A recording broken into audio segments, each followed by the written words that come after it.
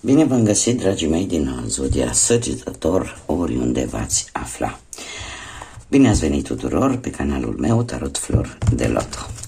Azi voi face o lectură specială pentru un eveniment astral special, și anume această super lună în Berbec din data de 17 octombrie a acestui an. Un eveniment care vine cu o energie foarte puternică, care ne poate afecta la nivel emoțional în mod special. Știm foarte bine că luna are o influență, luna plină în general are o influență asupra mărilor, asupra apei, și cum organismul uman are destul de multă apă, e compus, are în compoziția sa foarte multă apă, atunci ne va afecta și pe noi din punctul ăsta de vedere. Vom trece așa prin niște maree emoționale destul de dificile, de dus, cel puțin pentru unii dintre noi. Ce trebuie să știm? Că această superlună crește intuiția, crește acea claritate mentală. E posibil ca voi, unii dintre voi cel puțin, să puteți experimenta idei surprinzătoare sau să vă dați seama de ceea ce vă lipsește, de unde trebuie să mai lucrați, poate în ceea ce privește propria persoană.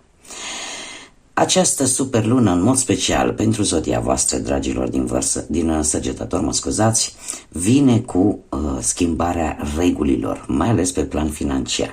Se pot încheia înțelegeri noi, proiecte noi, contracte noi, da? Și, în general, cam tot ce ține pe partea asta economică, da? Dar o veți putea face cu ajutorul altor persoane.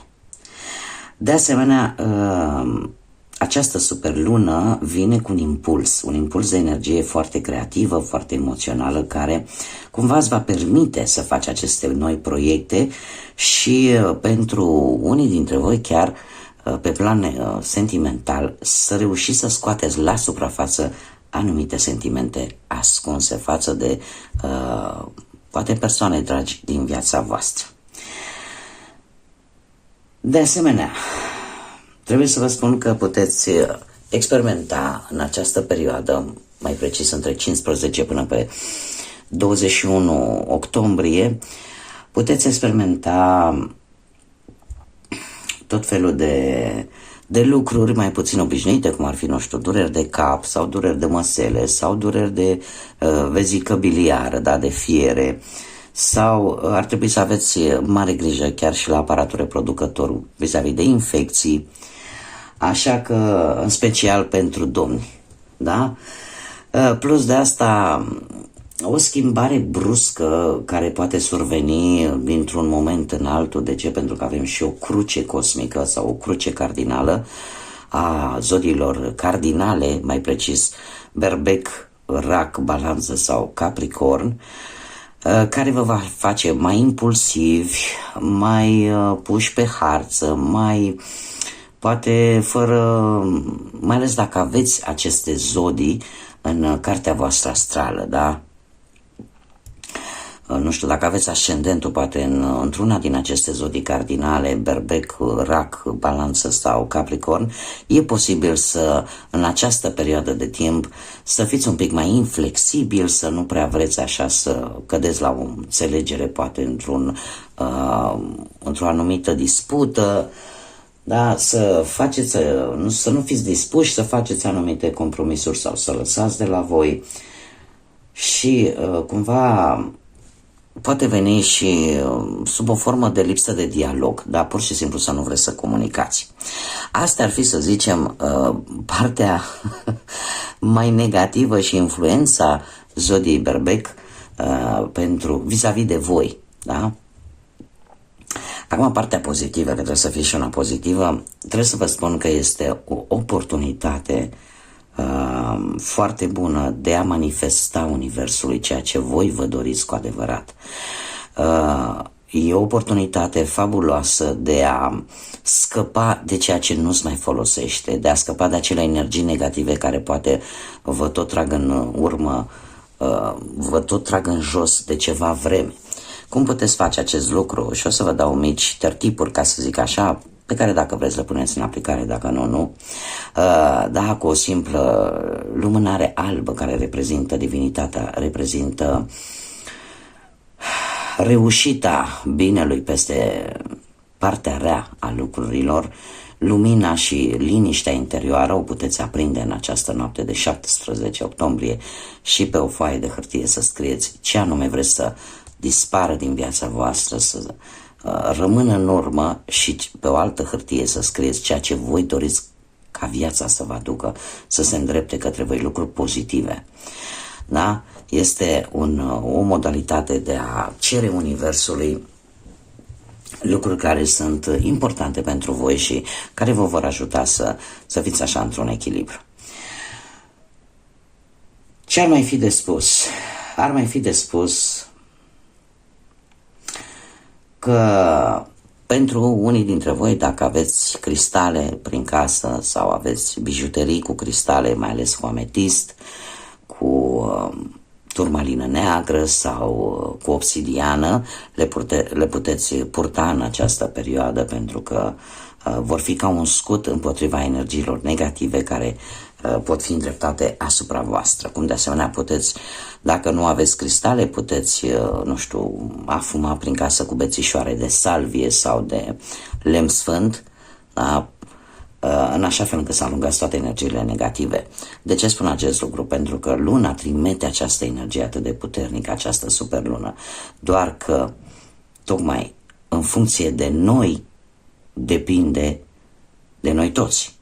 Depinde cum transformăm această energie. Luna nu ne trimite această energie la tine negativă, la tine pozitivă, nu.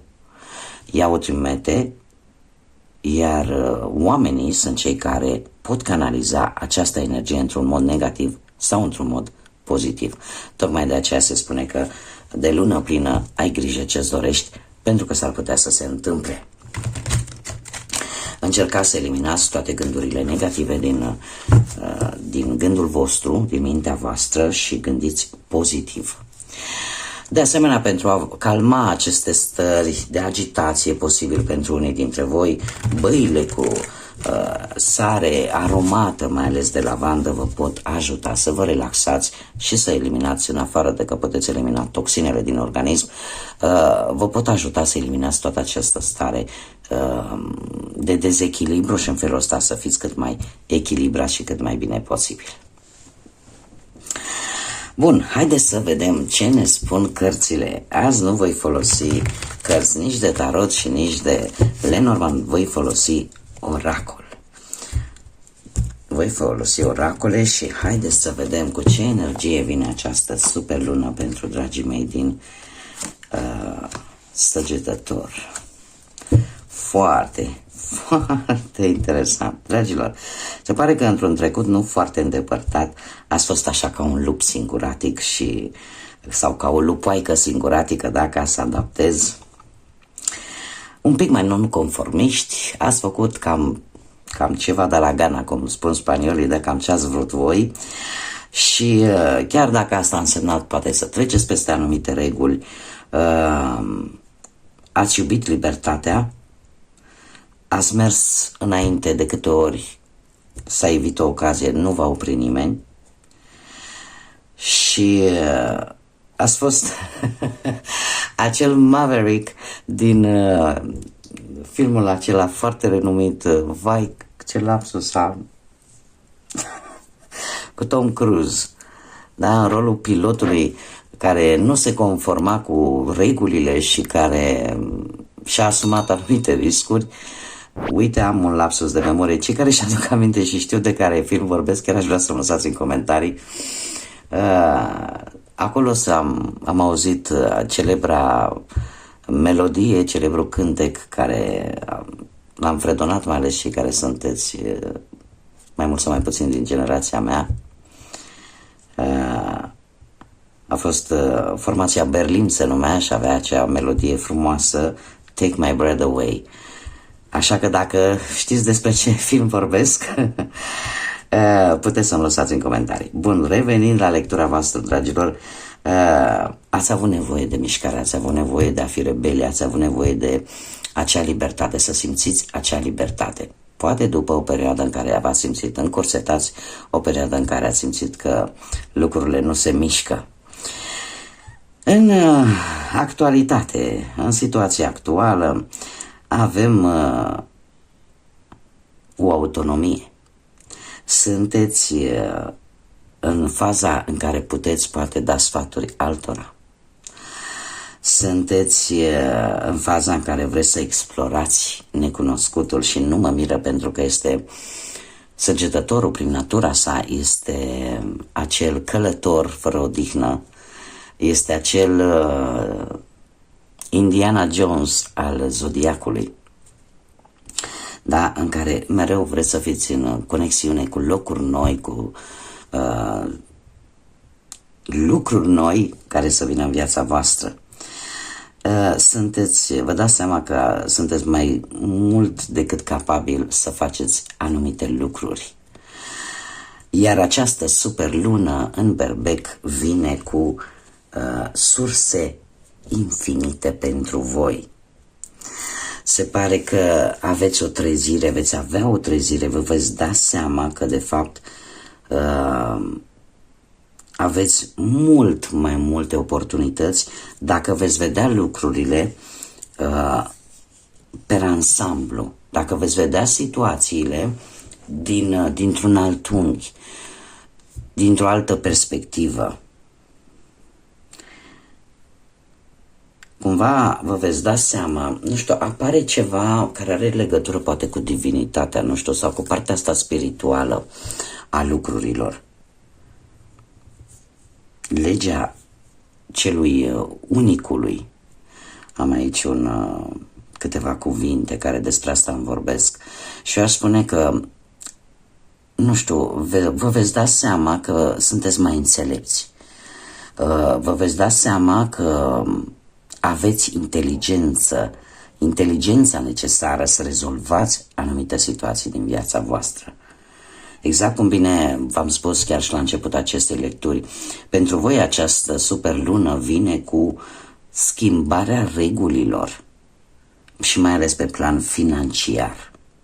Da, cumva e posibil să unii dintre voi să fiți mult mai fermi atunci când trebuie să luați poate o decizie, să evaluați mult mai bine o anumită situație, să o gândiți mult mai în profunzime, în așa fel încât să vedeți exact cam ce ar trebui să faceți. Dar asta, paradoxal, parcă vine din partea Universului, parcă vine din partea divinității, a spiritualității. O intuiție foarte puternică și un simț de observație foarte bun. Da, chiar dacă unii dintre voi e posibil să fie chiar singurei, cumva lucrul ăsta va aduce o conotație pozitivă. De ce? Pentru că vă va ajuta să creșteți atât spiritual și să vă simțiți oarecum binecuvântați. Da? Și asta vine atât din cauza experiențelor, sau datorită experiențelor prin care ați trecut, cum de asemenea și a faptului că voi fiind acel Indiana Jones care în permanență caută ceea ce este ascuns, care în permanență caută lucruri pe care alții poate le ignoră, vă va face să căpătați această înțelepciune și această cunoaștere atât de profundă. Haideți să vedem ce ne mai spune acest trandafir mistic, acest oracol. Dragilor, se pare că ați trecut prin perioade destul de dure în care ce era frumos înăuntru era găunos, da? Vorba proverbului, în care v-ați dat seama că puteți fi ușor decepționați, puteți fi ușor mințiți, poate ați trecut printr-o separare, poate ați trecut printr-o inimă frântă, prin dureri. Unii dintre voi aș putea să spun că e posibil să fie avut poate și o operație, da, din punct de vedere medical, ca să se curețe ceva care probabil că nu v-ați dat seama că era acolo, da, pentru că lucrurile erau aparent bune, da? De aici vine și proverbul, cu mărul frumos, înăuntru e posibil să fie găunos, da? Deci aparent au fost lucruri care nu s-au văzut, dar care înăuntru erau putrede, nu erau bune. Ce mai îmi spun aceste cărți? Că e posibil să fiți interesați în acest moment. Aveți așa, vreți o întâlnire cu cineva și aveți foarte multe conversații sau veți avea foarte multe conversații prin intermediul mesajelor sau eu aș spune că este cineva interesat de voi. Este cineva care se interesează de voi, care se gândește la voi și care se informează foarte mult de ceea ce faceți voi. Posibil chiar pentru unii dintre voi deja să-și fi exprimat anumite sentimente vis-a-vis de voi, iar asta încet, încet nu face altceva decât să mugurească așa într-o relație sentimentală. Da, poate chiar s-a încercat un mic flirt și se dorește o întâlnire. Da, e o persoană care e foarte interesată de voi, deci mi se repetă într-una. Mi se spune de mesaje, de text, de apeluri, de e-mail-uri, da, care vrea să știe mai multe despre voi, care vrea să vorbească mai mult cu voi. Dragilor, mai ales dacă sunteți singuri, ce așteptați? Știu că aici aveți o autocunoaștere foarte profundă, dar bine, acum depinde, pentru că sunt persoane care aleg pur și simplu, pentru ei nu mai este o opțiune de a rămâne singur, a devenit probabil o alegere.